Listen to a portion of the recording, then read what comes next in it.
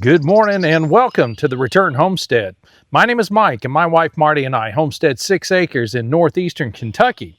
Today it's Saturday. We need to get a video put together and we've been trying to figure out exactly what to show you guys. We've just been working out in the garden, so we figured that's what we'll show you. What have we been up to out here in the garden and what have we gotten done in the last week? So we've been pushing things pretty hard out here in the garden, trying to get everything going for this spring. It's a little bit different for us this year because we are setting up a brand new garden. Typically, these beds would already be in place and we'd just be freshening the beds up in order to plant. But as it is, we've got to run the tiller over this, I don't know, half a dozen times at least before we've got soil loose enough that we're able to actually plant into it. So this is our corn plot. We've got 6 rows of corn here, so they're in double rows, 24 inches apart. And we're going to see what we can do with some corn this year. We have done corn in the past, and we do enjoy eating the sweet corn. There's not a whole lot to corn, though. When you grow corn, you get, if you're lucky, you're going to get 2 cobs for each stalk of corn that you grow.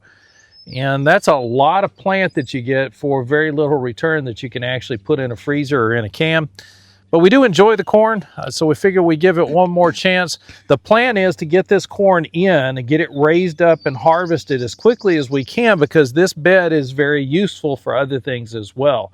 We have some really big plans to try to feed the chickens over the winter, and we're going to need some seed plants. One of the plants we're planning on growing is Milo. It is a form of sorghum, and it will actually give you 2 harvests throughout the year. So we're hopeful that we can get this corn pulled up and be able to get the Milo in behind it and still pull a crop off of that before winter hits. Marty's getting this bed watered up now because we've got carrots and parsnips in here. There's all sorts of different ways you can make sure your carrot and parsnip seeds stay wet. One way is to just wet them down every couple of hours. So we're just making sure those stay wet so they will go ahead and sprout for us. May 1st is our last frost date, but I went ahead and started planting plants. So in our strawberry bed, we have bush beans. Those are great companion plants because bush beans give nitrogen to the strawberries and they don't compete. They accent one another. So here I've got pink-eye purple hull beans planted. And yes, long before May Day. The other thing is to sit and watch a empty bed, because my strawberries haven't come up. They will. But I can't, we're short on real estate right now because we are putting in a new garden. And it is a lot of work. When we quit last night, we were exhausted and we had been out here all day. This gives me something visibly to look at. I do think we lost our grape. This is a seedless grape in the last frost because we did get a pretty heavy frost. We're going to let it sit there and try to nurse it back. Let's see if it died all the way down to the roots. We don't know yet. If not, we'll have to replant. In this bed, we have strawberries as well. In fact, these are, what are these? Okay, these are June bearing. So they're going to put all their berries out by the end of June and then they're done. And all I'll have is plants once they come up. Each bed has been lined with onions to try to keep slugs and everything else out. But I have planted navy and cannellini beans. Now, those 2 beans I like to use in my ham and bean soup. And if you haven't seen that video, I did put the recipe up there and you can look at that. So I've got these plants that I started inside, but I've planted many seeds in here that have not come up because I just planted them yesterday. This bed is full of cayenne peppers. If you've watched any of our past videos, you know we spice everything up. And these are all now in. Now, if we do get a frost, we can come out and cover these. But I don't think we are. But these are all cayennes, and they were starting to look a little bit stressed. So I taking a chance. This here is an Armenian yard long. I thought I only had 2, but I actually have 4. Surprise, Mike. These things will get huge, and they get cucumbers on them about this long. I'm really anxious to see this one growing because I haven't grown it before, but from what I understand, the plants are quite huge. In here, we've also put brassicas here, and that is broccoli. Now, these broccoli plants will take up quite a bit of room, but I've got onions all around them because we have a lot of problems with pests here. And then this is what was happening to my tomatoes, so I had to get them out in the garden. And you're just going to pull those off. They're fine. These are an ace tomato. Now, if you guys haven't used MI Gardener seeds, every time I plant a garden, I always plant 2 seeds because one is not going to come up. But with MI Gardener, every seed came up because I wasn't planning on planting as many tomatoes as I ended up getting. We planted an ace tomato, a Roma tomato, and a pear tomato. Now, the pear tomato we had at the last property, and that thing just loves to live. So I took and fermented my seeds, dried them out, and I brought them here, and they're all coming up as well. Here's another Armenian yard long, and I have one here in this corner as well. Well, it looks like I have them over there too. I have some celery coming up. These are nasturtiums. Now, if you guys haven't used nasturtiums in your salad, you're missing out. And I've planted tomatoes in here as well with my cilantro and with my celery. In the center that's starting to trail are my sweet peas.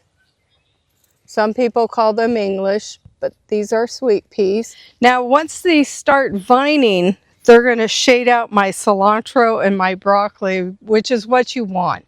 Those 2 things tend to bolt in the heat, and we get pretty warm here. Over here, I've got some pickling cucumbers. There's a plant I started, and then I've got a bunch of cotyledons for the pickling cucumbers coming up, and it will cover this trellis. I also have some red Russian kale, and I have some, what is this? This is a purple broccoli, and then my cilantro and celery. Again, all lined with onions. Try to keep the bugs out. Here I have some more kale, and I even have the green curly kale. It's called a Scotch blue kale. But I also have more broccoli and cauliflower coming up in here. Down the center, I have pickling cucumbers. I'm running out of my bread and butter pickles, which I really like, and so that's what we're growing this year. This is my root vegetables. So here's the onions that I had planted that you saw on one of the videos, and they're doing fine. These were sets, but these I grew. In each corner, I have oregano coming up. And with your root vegetables like carrots and parsnips, you want to put herbs. So you can put like sage. Sage is a pretty good sized bush. So can oregano, but these things don't compete with the root vegetables for nutrition. Now, a lot of my herbs are out in the front garden, which I've already started planting as well, which leads you to where we went this morning. And along with getting the corn beds ready, we also have our row crop beds that we're still working on. So we're just starting to get some of the compost out on top of this. We still need to till that in and probably top dress yet again with that compost. It's taken a lot longer to break this clay up and make it plantable. It's just really big chunks of clay right now. And I really can't see beans or anything else growing up very well through all those big chunks. It's almost like rocks. So a little bit thicker clay than we had at the last property. We're going to get it broken up with some organic material. But it is going to take a little bit more plowing here. We still got to pull the grass off as well. So a lot more work to go into these beds before they're ready for planting. And then since February, Marty has been working on all of these plant starts. And they have been taking up the better portion of the loft inside. And all of those plants are now moved outside. So Marty's seed production or plant production has moved to the out of doors finally. What have you still got up here, hon? I have peppers, tomatoes. What else do I have? A few herbs and flowers. So I love to have all the flowers. So in this, I have passion vines up here for tea. And a lot of my tea plants are already out. Lavender, passion flowers, hyssop. And then there's going to be the sage and marigolds. You can make tea out of marigolds. I've got those coming in. They're also great for pest pressure. Mostly peppers. We need candied jalapenos. Yeah, we missing our cowboy candy, so we got to get some jalapenos grown. And then really big for the buck plantings is going to be our potatoes. These are purple Majesties, and they're starting to come up finally. We've got quite a few buckets. How many pounds of potatoes was that we planted in here? I think 10 pounds. So 10 pounds. The general rule of thumb is you should expect a 10-to-1 return. So this should produce about 100 pounds of potatoes. If we get 50, we'll be thrilled. Some of these are coming up with a gusto. Yeah, they're really looking nice, aren't they? Mm-hmm. So these buckets are just buckets that used to house minerals for cattle. Look at even the foliage is purple. Yeah, even the foliage. So the potatoes are very dark purple. What happened? Dexter attacked you? I could beat him up, you know. Dexter.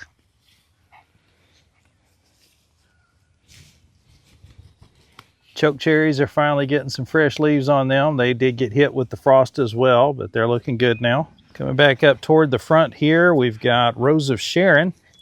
There were a couple of them that we brought from the other house when we moved, and they're both have leaves popping out on them now. So we're really excited for those to start growing here. We also planted some elephant ears.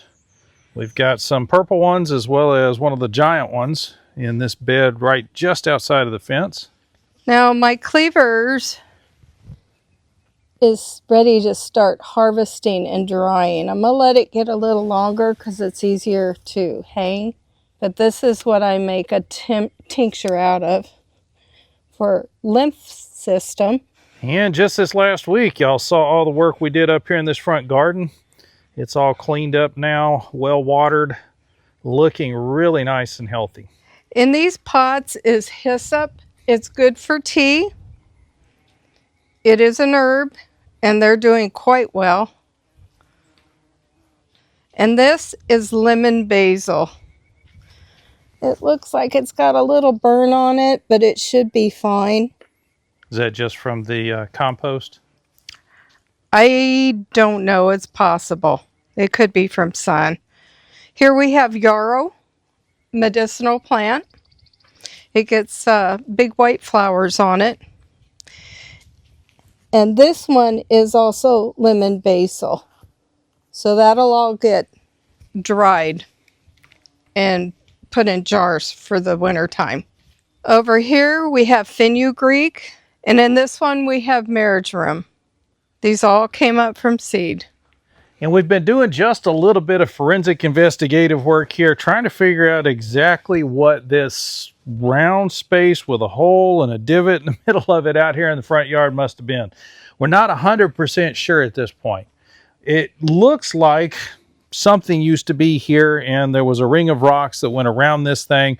We're guessing that this used to be a bird bath. And since it looked like it used to hold a bird bath, Marty decided that's exactly what she wanted to put here. So that's where we've been at this morning. We've been roaming around the countryside looking for a bird bath, and we found one.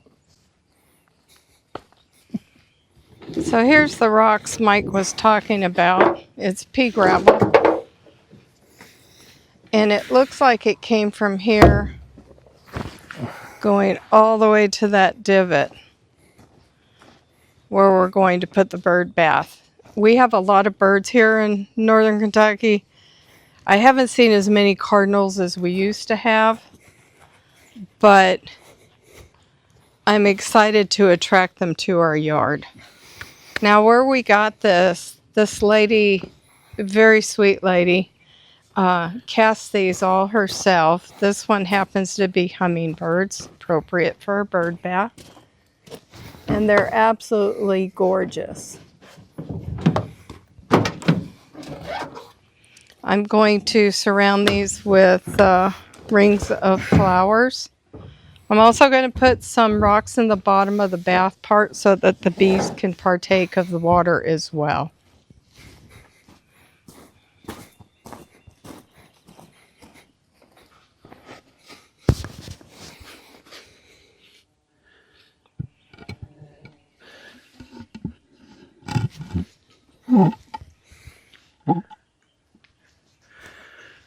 So we're still trying to decide if we need to strengthen the base of this thing.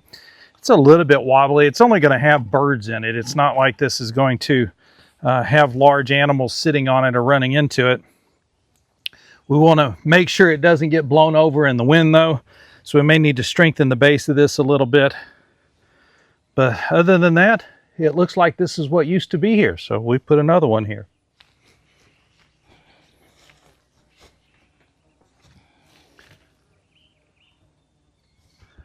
We have two beautiful maple trees that are suddenly leafed out. So those are looking nice. Leaves and even some flowers on some of the peach trees. The red mulberry that we were so envious of is budding out. We got leaves on it. This crabapple is just a beautiful specimen as well. This is where we put the ginger. It hasn't popped up yet, but we haven't had a lot of rain since we put it in. So we're just kind of waiting to see what's going to happen with this ginger. And then there is this fascinating and beautiful box alder. I do love the way the tassels hang on this thing.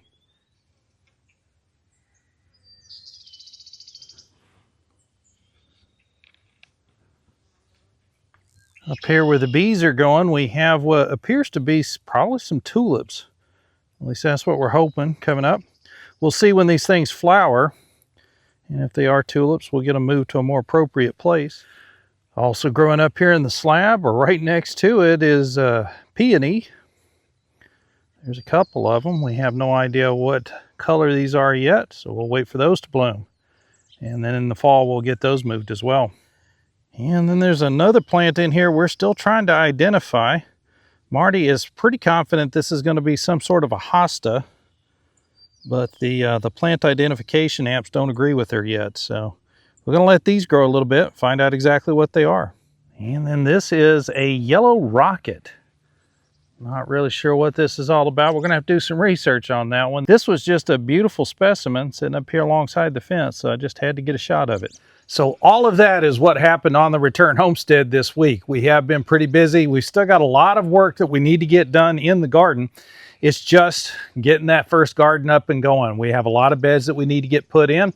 And so we're going to put all that work in this year. Next year, it's not going to be quite so difficult. We'll just be refreshing the beds, be able to get down to planting a lot sooner than we'll be able to this year. We are looking forward to a really good, strong harvest. We're praying the Lord's going to bring us everything that we're going to need to feed us for the next year. So come along with us and keep watching. We're going to show you what's going on in that garden every step of the way. We'll show you as we pull the food out and preserve it and put it into the pantry. What we're hoping is that by seeing how easy and how much fun we're having doing all of this work and putting everything away to last us throughout the winter and the next season, that you're going to want to join us as well.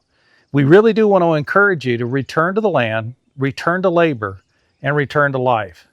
We have been noticing that things are changing out there in the world of food. And if you don't believe me, then have a look at this. This is a little place we drove past on our adventures today. This is a place called App Harvest. I don't know if you guys have heard about this or not. Some of the leaders of our country are funding this sort of operation. Acres and acres and acres of covered greenhouse. Growing food hydroponically. This is not using soil, folks. This is using a chemical bath that washes over the roots. And we keep the plants at a perfect temperature, perfect humidity, perfect little protected environment at all times. And we grow food out of those chemicals. Food that really isn't designed to support life or to produce life in any way. It's just a bunch of chemicals that have been run through a plant, made into something that resembles what goes on your plate. So that's some of the leadership of our country, and that's what they think should be our food production. Not soil and sun and water and the nutrients that come up out of the ground. I prefer life. Life creates more life, and that's the food that I want to eat. And we're encouraging you to join us on that journey to produce your own food, to make sure that what you're eating is good for your life. If you haven't subscribed to the channel yet, would you do us a favor and go ahead and do that? And while you have the window open, hit the thumbs up icon. That's going to let the algorithm know you enjoyed the video, and they'll share it out with more people. But beyond that, we're asking that you would also share this video out on your social media so that other people get the message that it's time to return to the land, labor, and life. We'll see you next time.